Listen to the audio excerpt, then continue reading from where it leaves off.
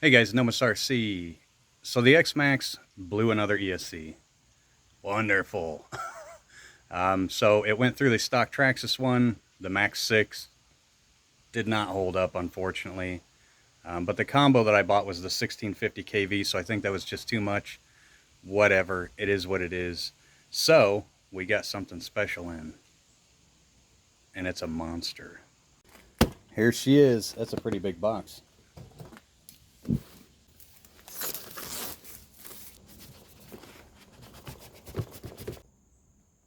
So we went with a Max5 combo, but this is the G2, which these are 250 amp. And then we went with a 56 118 and an 800 kV. Oh my god, this ESC is absolutely massive. So a Max 6 is already it's a good sized ESC, right? Here's the Max5 G2. Wow. That just completely dwarfs it. Holy crap, this entire casing is metal. This is not a plastic bottom. This is a solid metal bottom. Holy shit. And then of course I figured we're gonna have some big gauge wire. Looks like 8 gauge, yep. And then it is a sensored setup. So the motor will actually be fully sensored, which is awesome.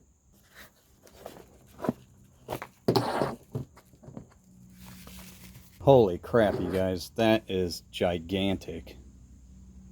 Those bullet connectors are massive too. Here's the size comparison. I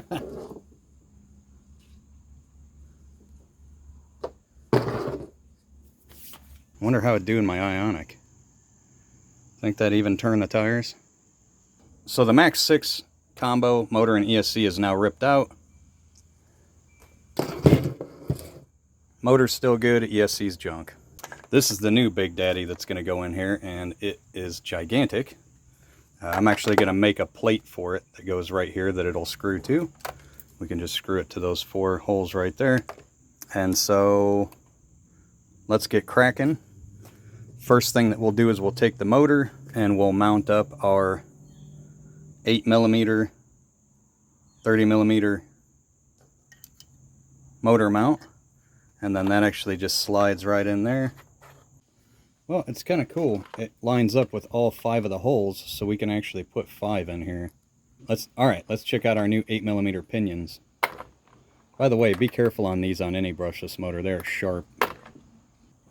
So the beauty of an 8mm pinion, honestly, the main thing that I love, is this right here.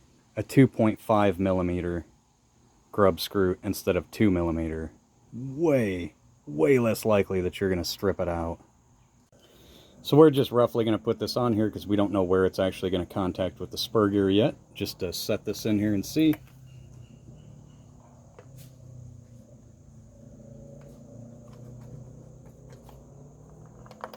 Alright, so that is exactly where we're going to want that. Alright, so now that I know where I want the pinion to sit, I'm going to go ahead and key the shaft. That way, even if your pinion comes loose, it's not going to just fly off. And so pretty cool, because of the Loctite, you can actually see where it was. So we know where to Dremel.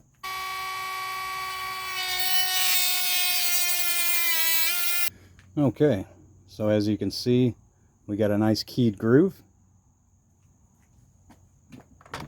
And that's exactly where we want our pinion to sit. Okay, so the motor is completely mounted, all locked down. We got, you can just tell by sound, perfect gear mesh, wonderful, gigantic motor. So we're getting the ESC mounted now, and I do have telemetry data for voltage, so I need to hook that up. But we got our XT90s on here, and we'll just get this last little bit soldered up, and then we can figure out how and where we want to mount this thing. Nice XT90 soldering iron. Just use a 4S LiPo. Almost as good as your soldering station in your house. To be honest, it really is pretty much just as good. I wouldn't recommend it for doing like 8 gauge wire, but anything under that. Alright, I made an ESC plate out of some plastic that I had laying around. Just kind of threw some pins in here, put a little bit of oil on each one of these, and just touched it to there. That way I had some kind of template for when I cut these out. And so what we're going to do is we're going to mount it right here. So we'll put the ESC on here first, and then we'll mount it with zip ties. All right, well, there she is in all its glory. This insanely gigantic motor. Again, if we were to put the old motor up there, and that's the size of the one that was originally in the X-MAXX as well.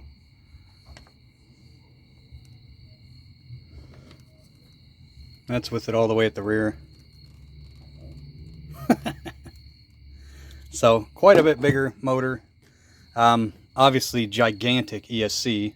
So I had to go and update the firmware on my program box because although this program box does Max5 and Max6, it did not do the Max5 G2.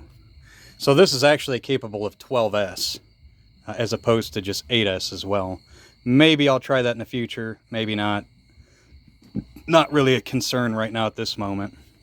But I had to get my program box and update the firmware because this is a censored motor, and so the direction was going the wrong way, and you can't just switch the wires on a censored motor. You have to do it via programming. Now, I probably could have figured out how to program it through the button itself. So updated the firmware, that did make it work, and it listed right on their site that it supported the G2 now. So it's just a quick USB update, no problem. We have it geared down pretty low. This is only a 28 tooth pinion. It's just a 28 tooth pinion. We have bigger. It does wheelies, but it does not do backflips. So, and it can't self-right. It can't self-right very well either, so I'll probably up the pinion eventually. So just checking out that censored motor, if we want to crawl it,